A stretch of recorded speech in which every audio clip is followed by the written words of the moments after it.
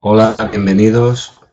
Espero que tengáis un sitio fresquito desde donde poder estudiar tranquilamente, porque ahora mismo esto es un infierno. Y la verdad que estudiar en verano es un poquito pesado. Bueno, vamos a ver el tema de los derechos humanos. Eh, la Declaración Universal de los Derechos Humanos es un documento declarativo adoptado por la Asamblea General en el ámbito de las Naciones Unidas en el año 1948, en París. Esto suele caer bastante en las preguntas de test.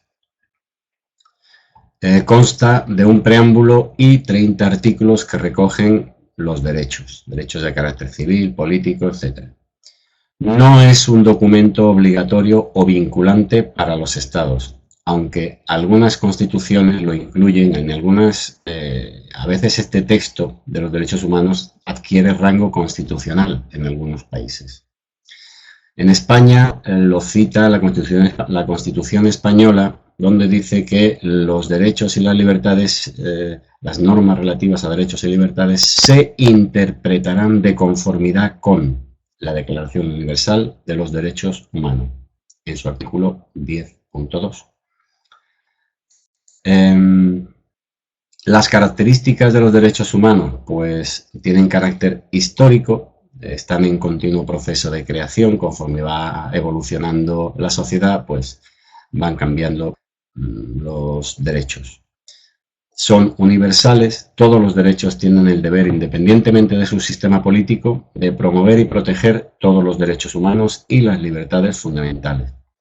Son inherentes, son innatos, es decir, son esenciales a la persona. No se puede concebir una persona sin sus derechos y son imprescriptibles, no caducan en el tiempo, no prescriben en el tiempo. Son inalienables, no se puede desposeer a una persona de sus derechos, no se le pueden quitar los derechos, salvo en determinadas situaciones y según las debidas garantías procesales. Son interdependientes e indivisibles. La pérdida de un derecho afecta a los demás y el avance de uno también afecta a los demás. En ese sentido, esta interrelación que tienen los derechos está clara, porque si a una persona la encierran, pues le privan su derecho a la libertad de movimiento. Afecta, por ejemplo, pues al derecho al trabajo, puede afectar al derecho a la educación, etcétera, etcétera. Son interdependientes e indivisibles. Tienen que ir todos juntos. Y son limitados. El derecho de una persona acaba donde empiezan los derechos de otra. Bueno, los primeros artículos, lógicamente, son los más importantes, son los que citan los principales derechos, que son, por ejemplo, el artículo 1, todos los seres humanos nacen libres e iguales en dignidad y derechos. El artículo 2, sin distinción alguna de raza, color, sexo, idioma, religión, etc. Y todo individuo, dice el artículo 3, todo individuo tiene derecho a la vida, a la libertad y a la seguridad de su persona. Continúan los artículos y citan pues otros muchos derechos: el derecho de asilo, a la nacionalidad, a la intimidad, a la propiedad, a participar en el gobierno de su país, etcétera, etcétera, etcétera. Y otras libertades, pues la libertad de movimiento, libertad de pensamiento, de conciencia, de religión, de opinión. Los derechos civiles y políticos son los derechos considerados de primera generación. También se llama derechos cívicos. Son los derechos que protegen las libertades individuales de su quebrantamiento ilegal, de su represión por parte del poder, y garantizan la capacidad del ciudadano para participar en la vida civil y política del Estado, en condiciones de igualdad y sin discriminación. Estos derechos de primera generación implican una abstención de la intervención del Estado en la libertad de todo ser humano. Entre los derechos civiles, pues tenemos el derecho a la vida, a la libertad, a la seguridad, a la igualdad, etc. Y entre los derechos políticos, pues la libertad de conciencia, de pensamiento, de religión, de expresión, de opinión. Por otro lado, tenemos los derechos de segunda generación, que en contraposición a los de primera generación exigen para su realización efectiva la intervención de los poderes públicos. El Estado tiene que intervenir para garantizar estos derechos. Derechos económicos, sociales y culturales. Derechos económicos como son el derecho a la propiedad, a la seguridad económica, a un salario digno. Derechos sociales como es el derecho a la alimentación, al trabajo, al descanso, a la salud, a la vivienda, a la educación, etc. Y derechos culturales, pues a participar en la vida cultural, a gozar de los beneficios de la ciencia, a la libre elección de la educación de nuestros hijos. Existen también otros derechos que le llaman de tercera generación, de cuarta generación, etc.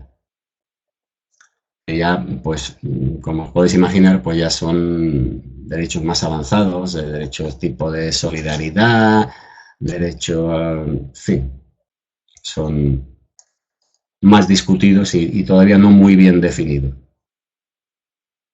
Bueno, el Consejo de Derechos Humanos de la ONU. El Consejo de Derechos Humanos de la ONU se crea, es reciente su creación del año 2006 y se crea en sustitución de la antigua Comisión de Derechos Humanos. Lógicamente, su objetivo es pues, el respeto de los derechos humanos en el mundo. Se crea en sustitución de la Comisión de Derechos Humanos, ya que esta comisión a menudo fue criticada por incluir miembros en esta comisión que ni siquiera podían defender sus propios pueblos contra las violaciones de los derechos humanos, ¿no? de los gobiernos. Este Consejo de Derechos Humanos está formado por 47 estados, elegidos por mayoría absoluta en la Asamblea General con esta distribución.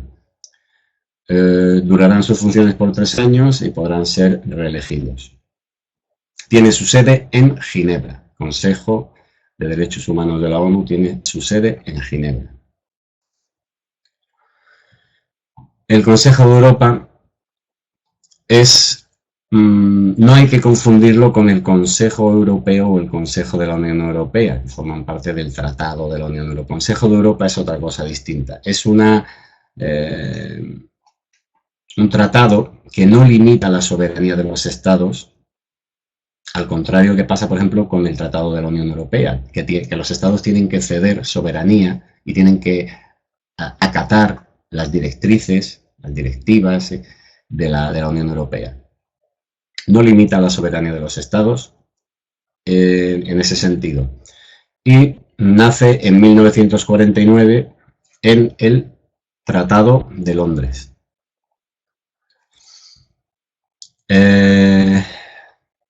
Su objetivo principal, pues, es la defensa y protección de la democracia, el Estado de Derecho y los derechos humanos, en particular los civiles y políticos. Tiene su sede en Estrasburgo y su órgano más activo es el Tribunal Europeo de los Derechos Humanos, el Tribunal de Estrasburgo. Estos son los órganos del Consejo de Europa.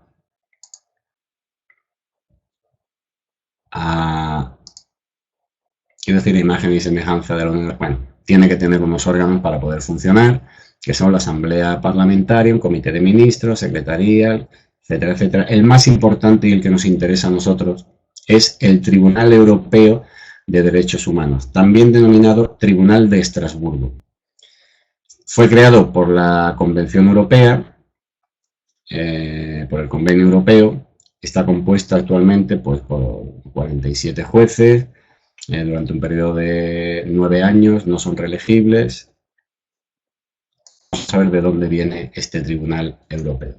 Bien, en el ámbito del Consejo de Europa se pueden distinguir 2 pactos en el tema de los derechos humanos, que uno es el Convenio Europeo, conocido también, este Convenio Europeo lo podemos encontrar escrito refiriéndonos a él como Convenio Europeo o como Convención Europea de Derechos Humanos o como Convención de Roma de 1950.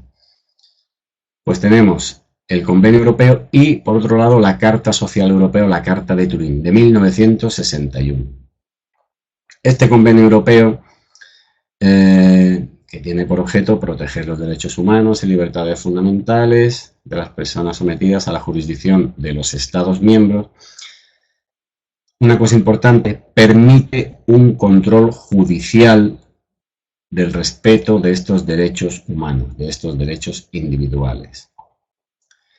Y otra cosa importante que hace el Convenio Europeo, este Tratado de Roma, la Convención de Roma, es que regula la composición, funcionamiento y competencias del Tribunal Europeo de Derechos Humanos, que es este órgano jurisdiccional supranacional encargado de velar por los derechos humanos. España lo ratificó en 1979, por lo tanto España sí está sometida por voluntad propia a los dictámenes del Tribunal Europeo de Derechos Humanos. Bueno, por otro lado tenemos los convenios contra la tortura. En estos tres ámbitos, en el ámbito de la ONU tenemos la Convención contra la Tortura y un protocolo facultativo a la Convención. Este protocolo facultativo a la Convención crea dos órganos, que son el Subcomité para la Prevención y los mecanismos nacionales de prevención en cada país. A nivel europeo se hace algo parecido, que es el Convenio Europeo para la Prevención de la Tortura, y este convenio a nivel europeo pues crea este Comité Europeo para la Prevención de la Tortura. Y de rebote a España le viene pues este mecanismo nacional de prevención, los mecanismos nacionales de prevención de la tortura, que se crea en el ámbito del defensor del pueblo. En España se le asigna, a las Cortes Generales le asignan esta misión, este mecanismo nacional de prevención, al defensor del pueblo. Bueno, pues la Convención contra la Tortura, en el ámbito de las Naciones Unidas, nos dice que tortura es todo acto por el cual se inflige intencionadamente a la persona dolores o sufrimientos graves, físicos o mentales, etcétera, etcétera. Pero una cosa importante, cuando dichos dolores o sufrimientos sean infligidos por un funcionario público o alguien que trabaje a las órdenes de un funcionario público, es decir, se considera tortura aquel maltrato que proviene del Estado, proviene de las instituciones públicas, proviene de funcionarios públicos. Es un maltrato institucionalizado. Y esto es importante. Y no se consideran torturas o dolores los dolores o sufrimientos que sean consecuencia de sanciones legítimas para un delincuente por un tiempo determinado, según lo que disponga la ley, pues no se considera tortura. La Convención contra la Tortura pues establece una serie de requisitos, normas, que dicen, por ejemplo, que todo Estado parte tomará medidas legislativas, administrativas y judiciales para impedir los actos de tortura en su territorio. En ningún caso podrán invocarse circunstancias excepcionales como los estados de guerra, amenaza o inestabilidad como justificación de la tortura.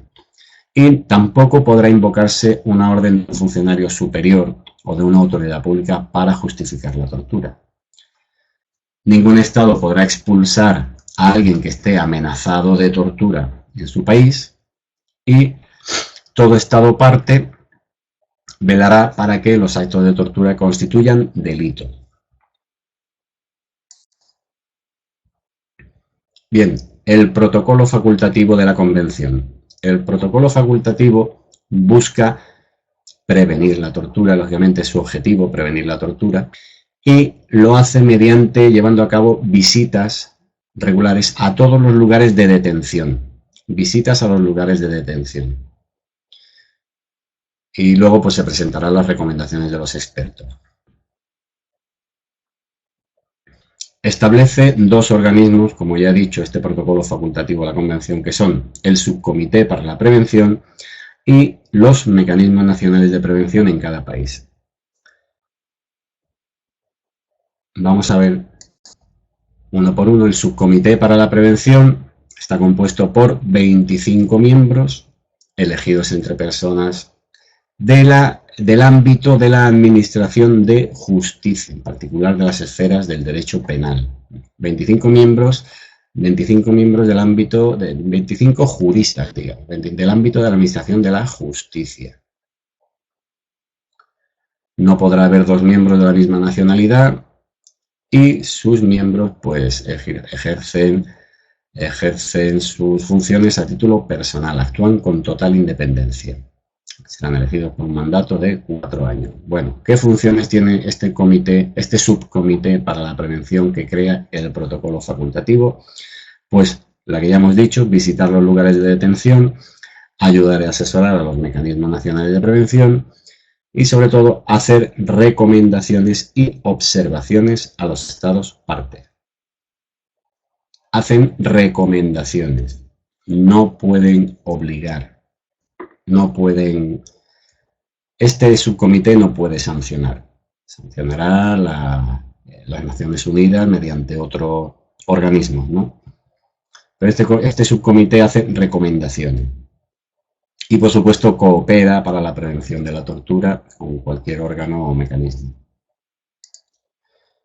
Y por otro lado hemos dicho que tenemos el Mecanismo Nacional de Prevención, que en España es el defensor del pueblo quien ejerce estas funciones.